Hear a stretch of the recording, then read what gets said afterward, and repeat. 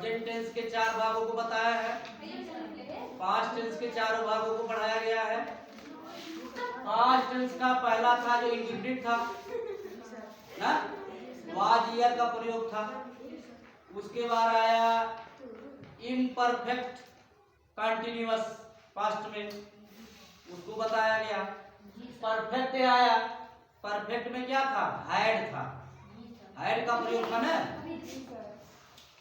जैसे उसमें था ना, डॉक्टर के आने के पहले मरीज मर चुका था, हैड का प्रयोग उसमें हुआ ना। क्या था, the patient had dead before for, क्या था, रिच टू डॉक्टर ऐसे करके था उसमें, रिच्ड, ठीक ना, डॉक्टर के आने से पहले मरीज मर चुका था। अब देखो हमारा ये आ गया चौथा पास्ट का, पास्ट परफेक्ट कंटिन्यूअस। अभी तक हैड का प्रयोग था, अब यहाँ पर आकर के हैड बीन का प्रयोग हो गया है। ठीक, तो पहले हम पढ़ेंगे पास्ट परफेक्ट कंटिन्यूअस होता क्या है। ठीक है, जिस भूतकाल से यह पता चले कि काम बहुत पहले से चला आ रहा था, बहुत पहले से काम चला आ रहा था, ठीक है, उसकी समाप्ति नहीं हुई थी, वह काम की समाप्ति नहीं, उसे हम क्या कहते हैं, जो बहुत पहले से काम होता चला आ रहा हो, जिसकी समाप्ति न हुई हो, उसको हम क्या कहेंगे, पास्ट परफेक्ट कंटिन्यूअस कहेंगे। ठीक है, कंटिन्यूअस की स्पेलिंग हमेशा ध्यान देना, CONTINUOUS यही होता है। ठीक,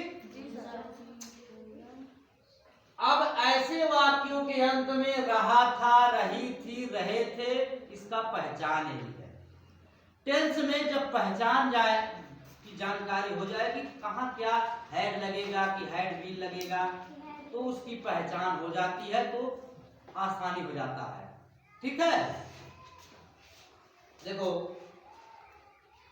जैसे दिया है, Mohan had been writing a letter for 2 hours, अर्थात मोहन 2 घंटे से पत्र लिख रहा है, है नहीं था। ठीक है, अब यही यहाँ प्रेजेंट टेंस रहता, तो वहां से हैज बीन, हैव बीन का प्रयोग होता। जी सर, लेकिन ये क्या है, हाँ, यदि यही फ्यूचर टेंस हो जाए तो शैल बी, विल बी, यही सब प्रयोग होगा। ठीक है, आगे पढ़ा जाएगा, प्रेजेंट टेंस के बारे में थोड़ा पढ़े, पास्ट के बारे में पढ़े। अब हमारा पास्ट का चौथा जो है वो समाप्त आज हो रहा है। अब इसके बाद हम लोग फ्यूचर टेंस के बारे में पढ़ेंगे, लेकिन इसके पहले आगे के नियम को देख लेते हैं हम लोग। सब्जेक्ट के बाद, सब्जेक्ट के बाद, यहाँ सब्जेक्ट मोहन है, क्या है, मोहन।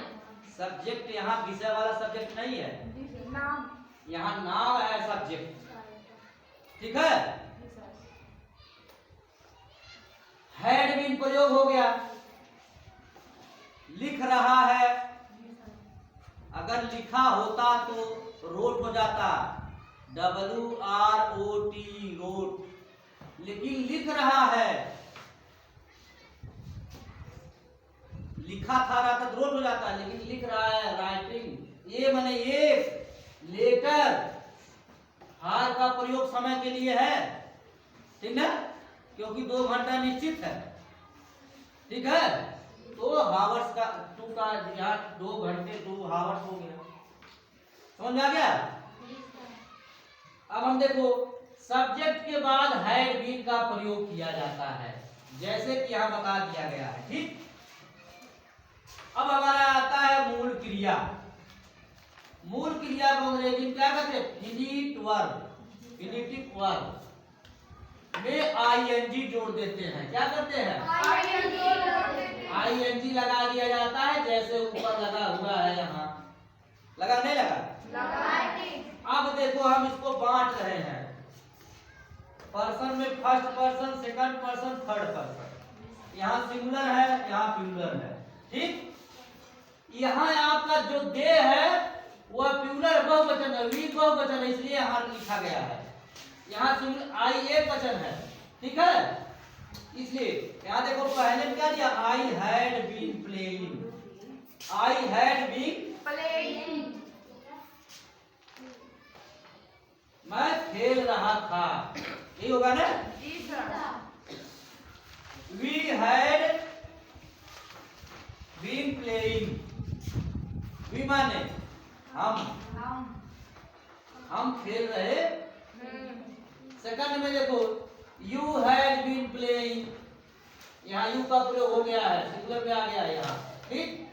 फिर यही चीज यहाँ रहता, यहाँ दोनों में अंतर ज्यादा नहीं है, ठीक, इसीलिए यहाँ हम छोड़ दिए। अब यहाँ देखो थर्ड पर्सन में देखो सी हैड बीन, वह खेल रही थी, रही था, रहा था, ऊपर बताया गया है। अब यहाँ देखो दे हैड बीन प्लेइंग, दे माने वे सभी या वे लोग, वे सभी खेल रहे थे। अर्थात हमारा ये जो है आज पास्ट परफेक्ट कंटीन्यूअस टेंस समाप्त होता है। चलो ठीक।